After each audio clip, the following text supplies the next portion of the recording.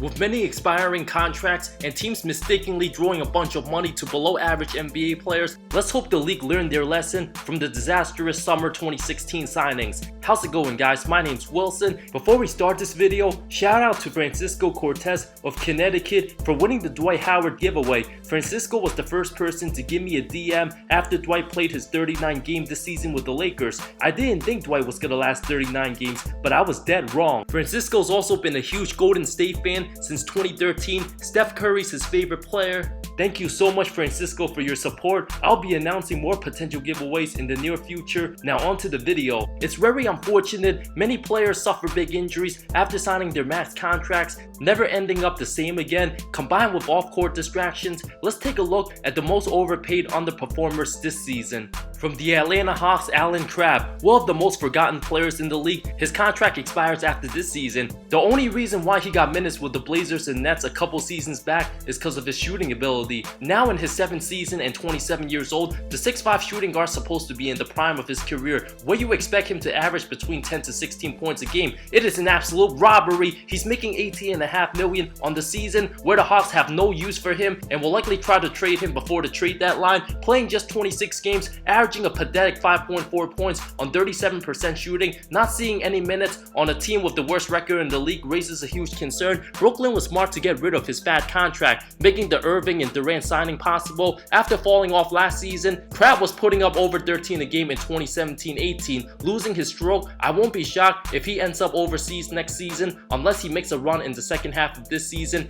and regain his confidence. His current teammate Evan Turner, also with the Atlanta Hawks, in his final year of his 4-year $70 million contract, the biggest accomplishment for the former number 2 pick was collecting that fat paycheck, never living up to his expectations. I find it very hysterical that the Blazers signed Turner 3 days after Crabbe, both in their final seasons of their deals, ended up on the worst team in the NBA, barely getting playing time, being a disaster at 31 years old, posting just over 3 points, 2 rebounds, 2 assists on 38% shooting, making a whopping $18.6 million as the 12th man off the bench. These salary dumps hasn't helped the young Hawks all season. After being an absolute travesty in the 2019 playoffs, his numbers of 2.7 points on under 33% shooting is just as bad as this regular season. I would be absolutely shocked if Turner makes an NBA roster next season. Worst of all, that's not the worst from the Hawks. In case y'all forgot about Chandler Parsons, who's been absolutely useless in the NBA the last 4 seasons, by far the least productive player ever to sign a max contract in the history of the National Basketball Association. 4 years, $94.4 million to be exact. That's $94,438,523. The biggest robbery of all robberies. It is absolutely criminal for the 6'9" small forward to be stealing all this money from the league. The Memphis Grizzlies front office should still be ashamed of themselves for making such a dumb decision, now being benched by the Hawks. To average a pathetic 2.8 points on under 28% shooting, Parsons played just 5 games this season so far. To add more ridiculousness, after signing his contract, Parsons played a whopping 100 total games since 2016-17, averaged 7 points, 2.5 rebounds, 1.7 assists on 39% shooting, provided no impact whatsoever, giving worse production than Kwame Brown, to be honest. To put things in calculation, Parsons scored a combined 695 points as of January 12, 2020. I doubt it gets much higher, which means Parsons made over $135,000 per point, not per basket, but per point, given that fat contract. Being banged up the last 4 seasons, every time he reaches 8 more points, that's over $1 million. Sitting on the bench with his body continuing to break down, his career will likely be over after his contract expires this summer. At least he can enjoy living lavishly. After basketball, recently bought a home in the Hollywood Hills for $6.75 million. Brandon Knight of the Cleveland Cavaliers, who many forgot he's still in the NBA in the final season of his 5-year $70 million contract. Only 19 point guards in the league make more annual money than Knight, being paid $15.6 million this season, more than guys like Patrick Beverley, Marcus Smart, and Spencer Dinwiddie. The 28-year-old supposed to be in the prime of his career, but given those gruesome injuries, not playing more than 54 games since the 2014-15 season, his best days are behind him. Also, Kevin Love of the Cleveland Cavaliers. As a fan, you feel bad bad for the 6'8" power forward, being on a terrible rebuilding team where he has no interest being part of, showing his frustration on the court and on the bench recently. In the first year of his insane 4-year $120 million extension, getting paid close to $30 million this season, his averages of 17 and 10 in 31 minutes is solid, but no longer an all-star player. I won't be surprised if Love remains in Cleveland for the rest of the season, since it's extremely difficult for any team to want to trade for him and take that insane load of a contract 2 years removed from LeBron's departure. It was also Love's fault, who took the deal, knowing what he was getting himself into. His salary, being a deteriorating asset, makes his future in the league more complicated. At 31 years old, at this stage of his career, he's a third option on a contender.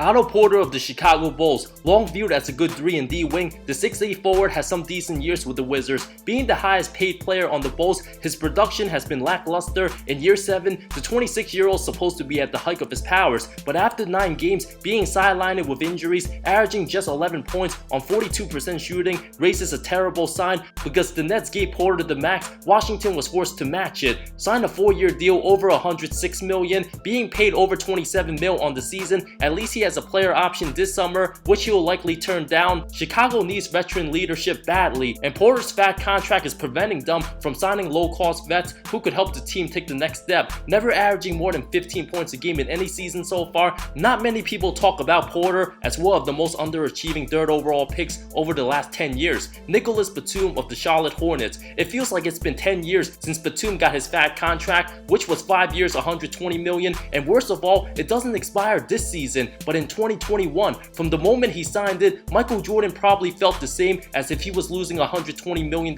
overnight. I can't imagine the pain the GOAT goes through, having to write paychecks to the below average washed up player, making more money over 5 years in the modern era than Jordan himself for his entire NBA career. The 6'9" forward was 27 years old when he signed that contract. This season so far, Batum's putting up 3.5 points in 22 minutes on 37% shooting. The 31-year-old is a shell of himself, completely fell off this season, by far posting the worst numbers of his career. The $27.1 million owed to him after this season will be another obstacle to an effective rebuild. Not to mention Bismack Biyombo, Marvin Williams, and Michael Kidd Gil-Christ making 17, 15, and 13 million respectively, all on expiring contracts, averaging 8 points, 7 points, 4 points, 45 million combined on the season. Insanity compared to Devontae Graham's 1.4 million this season.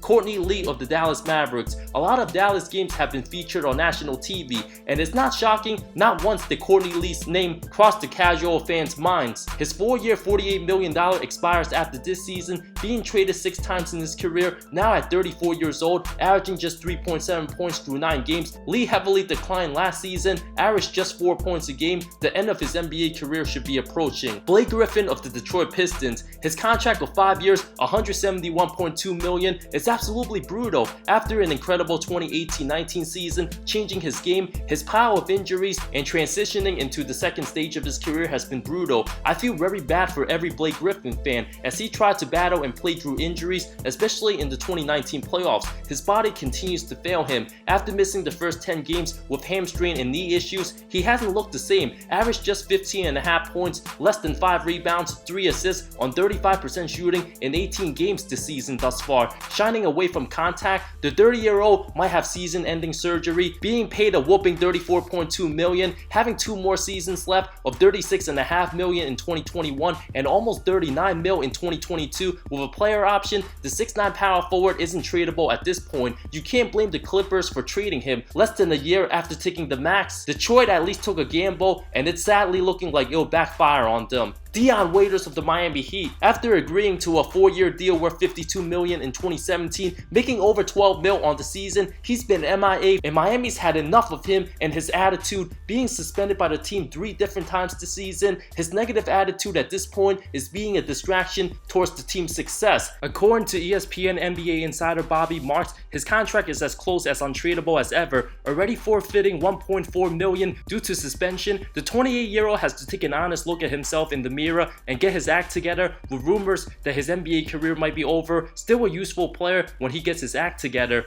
Corey Joseph of the Sacramento Kings signed for 3 years, $37.2 million, being a backup for much of his career, Sacramento giving him over $12 million a year for a guy averaging 6.5 points on 39% shooting. His defense is good, but not a guy who will help the Kings take the next step. Instead, they should have given him half of what he's making now. Another terrible Kings contract, Dwayne Dedmon, 3 years, $40 million. Nobody understood why the Kings wasted a chunk of money on the 30-year-old center, averaging 5 points, 4 rebounds in his first 25 games, begging to be traded after starting early, bench for the better Rashad Holmes, who's making 3 times as less. With the injuries the team's dealing with, Dedmon continues to play and give production for the desperate Kings. Him alongside Joseph making a combined $26 million this season, very hard to swallow for a franchise looking to make its first postseason since 2006. Tyler Johnson of the Phoenix Suns, Miami gave him a 4-year, $50 million deal in summer 2016, expiring after this season. The unsigned free agent should be in the prime of his career at 27 years old right now, playing 17 minutes for the Suns, averaging under 6 points on 38% shooting through 26 games. After putting up 13.7 points in 2017, he's declined. I can see a contender pick him up for cheap next season.